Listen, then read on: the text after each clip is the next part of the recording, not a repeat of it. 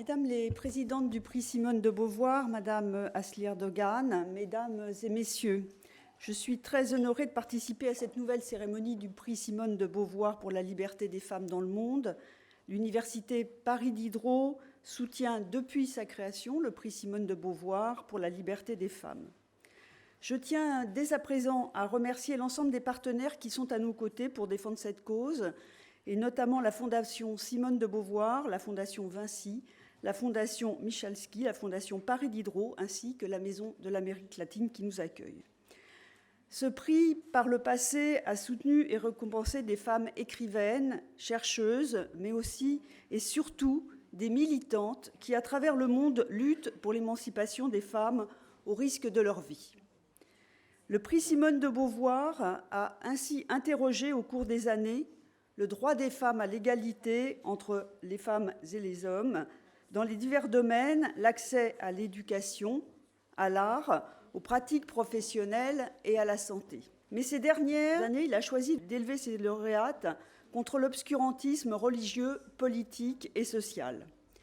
Le prix Simone de Beauvoir, aujourd'hui, s'incarne dans l'histoire d'une femme, celle d'Asli Erdogan.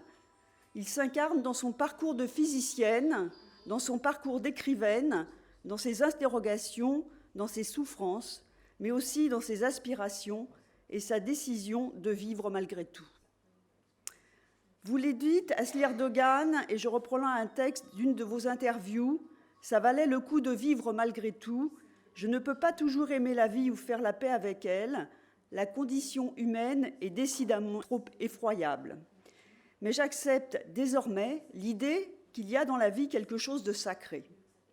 C'est de cette effroyable condition humaine que vous révélez dans vos livres et dans vos chroniques, dans divers journaux, notamment celle de votre pays, la Turquie, qui vit depuis juillet 2015 une répression massive.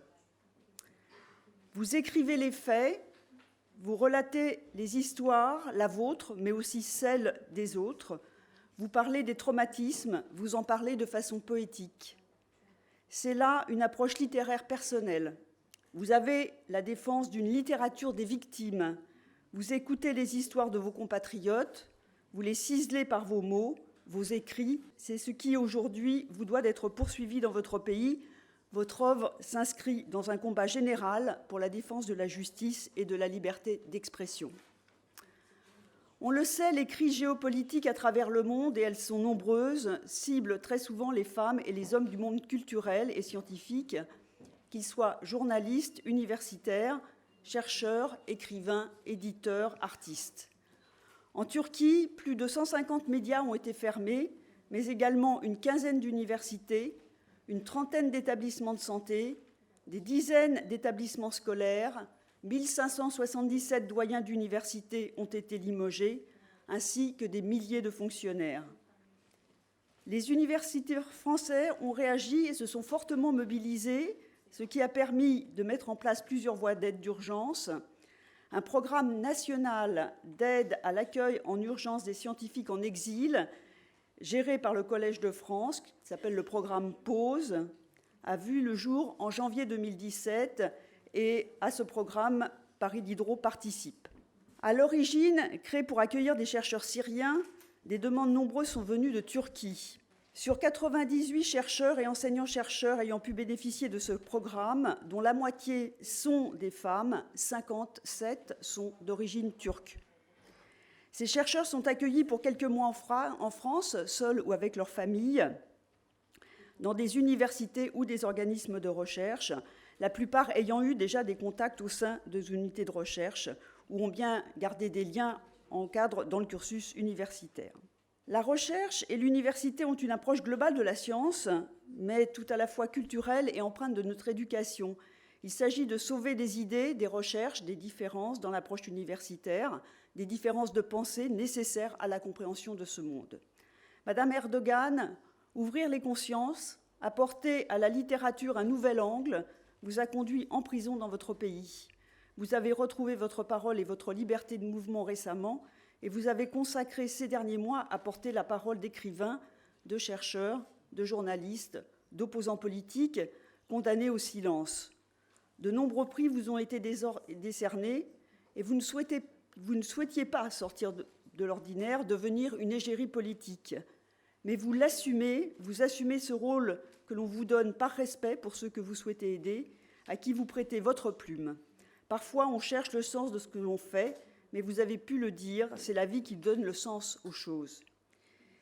Il me semble particulièrement important que nous montrions la détermination de tous et de toutes pour la liberté des hommes et des femmes à travers le monde, notamment celle des plus engagés, les plus déterminés au service de l'égalité, de la démocratie et de la solidarité. À travers ce prix, nous vous donnons une autre tribune, nous vous engageons à nos côtés, à vos côtés, à notre façon, nous rappelons les valeurs européennes fondamentales comme la promotion des droits de l'homme et de la femme, de la tolérance, de la diversité, mais aussi tout de la liberté. Diderot affirmait: le sentiment de la liberté est le plus profond des sentiments, c'est aussi celui qui permet, sans aucun doute, les plus grandes choses.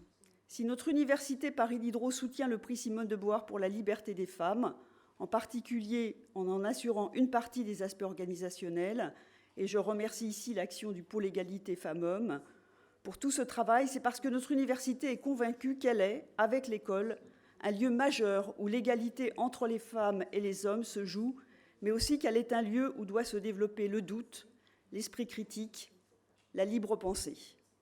La grande richesse d'un pays est sa culture, il faut la préserver et la cultiver. C'est grâce à elle que chacun et chacune d'entre nous peut résister, s'opposer.